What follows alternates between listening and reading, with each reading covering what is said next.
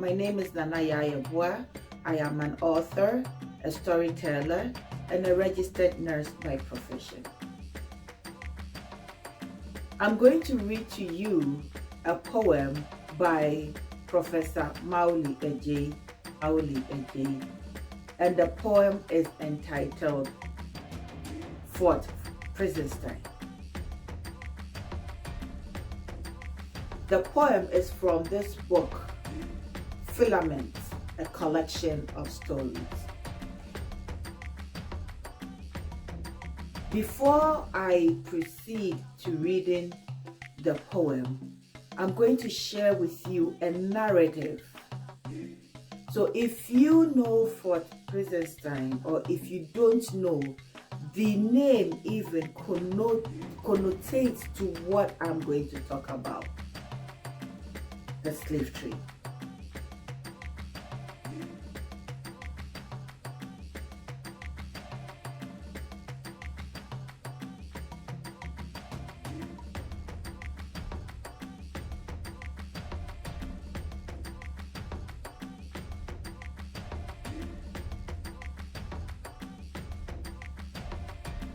The trade of human beings as cattle, as beasts of burdens, the raiding and confiscating human lives from other people and transporting them over the Atlantic into the Americas and the Caribbean and across the world for labor, the economics of slavery, the branding of human beings, the denigration and the degradation of our human spirit because of black skin.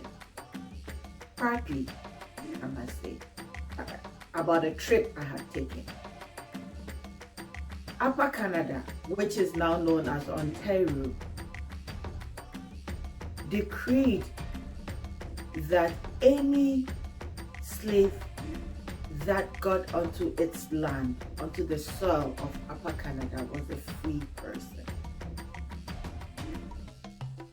And so as I drove through Chatham, Ontario, through the back roads, I saw a sign pointing to Uncle Tom's cabin. I had no idea what Uncle Tom's cabin is, but they said it was a historical site.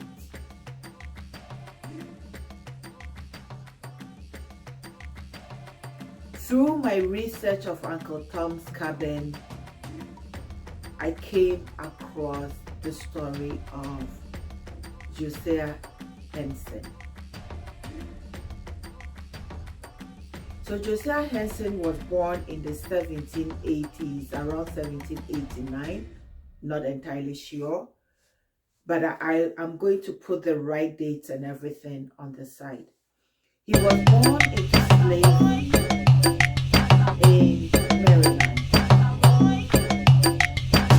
His parents were old, and so when he was born,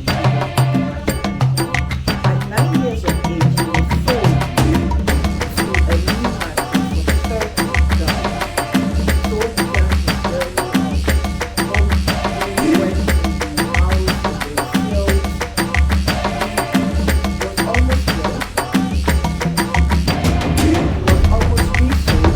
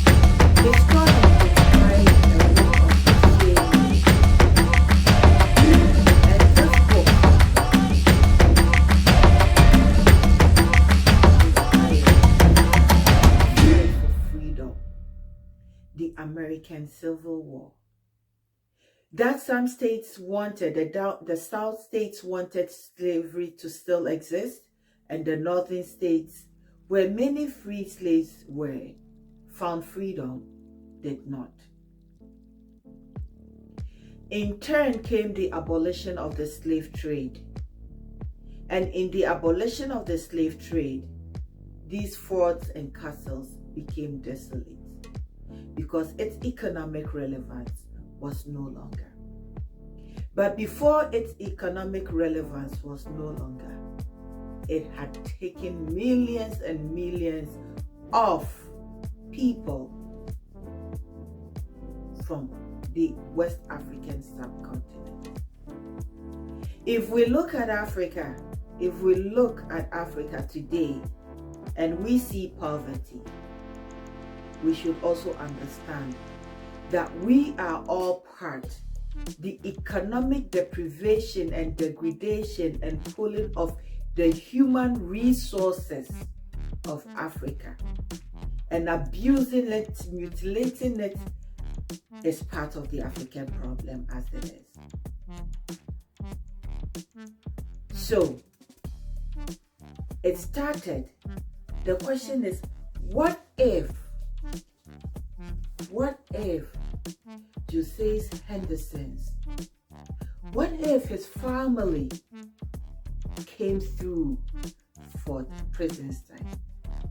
Because Fort Prinzenstein, people were brought from the east, from the west, from Nigeria, from Togo, from Benin, from Ivory Coast, before they were transported. So I'm going to read you this poem in Dr. Mawuli Adzei's book, academic, researcher, and poet, has taught creative writing, oral literature, popular genres, post-colonial literature, and other courses at the Department of English, University of Ghana, Legon, for over 2 decades.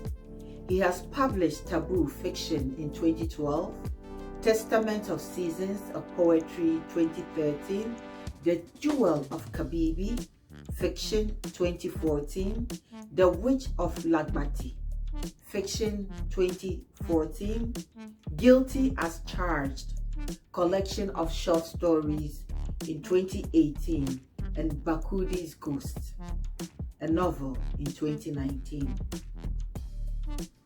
He has been a resource person in creative writing for the Ghana Association of Writers, Masam Foundation, Writers Project Ghana, GERD Writing Camp, Tema International School Creative Writing Workshop, Penn International, and visiting lecturer in creative writing at the Ghana Institute of Journalism. As a poet, he is anthologized in the Mirror, Prairie Schooner, and according to sources, selections of his poetry have been performed at the Babishai Literary Festival, Kampala, Uganda, Story Moja Festival, Nairobi, Kenya, Programme de la Recep, University of Lomé, Togo, Walk the Talk, University of Ghana, Legon, and World Poetry Day, University of Trondheim, Norway. His first poetry anthology, Testament of Seasons, has won the Valco Trust Fund Literary Award in 1996 and the Atukwe Okines Poetry First Prize, GAO, 2018. So once again, this is Mawuli Adzei's Filament, a collection of poems. And I'm going to read from this on page 139, Fort Prinzenstein. Thank you.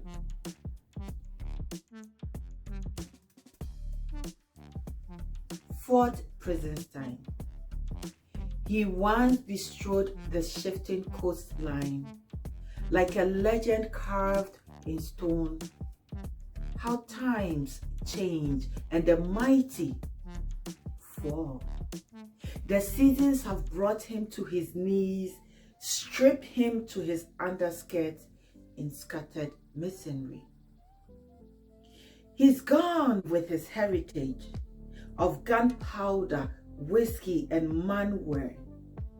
Prinzenstein, who once imprisoned our souls in concrete and drowned the voices of priestess with the heavy-saw roar of his mounted cannons.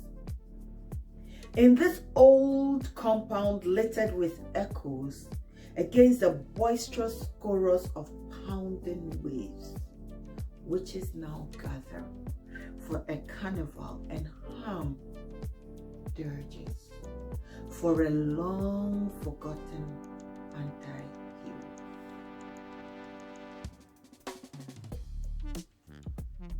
This poem is significant to the African story, both as somebody who was born on the continent of Africa in Ghana and somebody who is now a diasporan living in North America. It is very important, and I cannot stress on that enough, that we tell our story, the African story, from an African perspective. We tell the stories, we retell them, we correct the stories that have been mistold and counter them.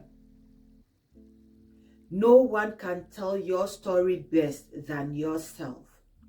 Your experiences. My story is based on my experiences of experiencing my Josiah Henson story was written. He wrote his experiences. Based on that, Uncle Tom's Cabin, the book, was written. Based on that, a war was started. Based on that, a decree, no more slavery. Based on that, these forts became obsolete. Based on that, some of us were saved from the same tragedy of slavery. 1619 to 2019, 400 years, Jamestown, Virginia, when the first slave arrived to Jamestown, Virginia. It was a woman, Angela. We don't know her original name, so it is lost. If we knew his original name, we could trace from which part of the continent she came from. If we knew more about her, we could know which family she came from. Stories matter.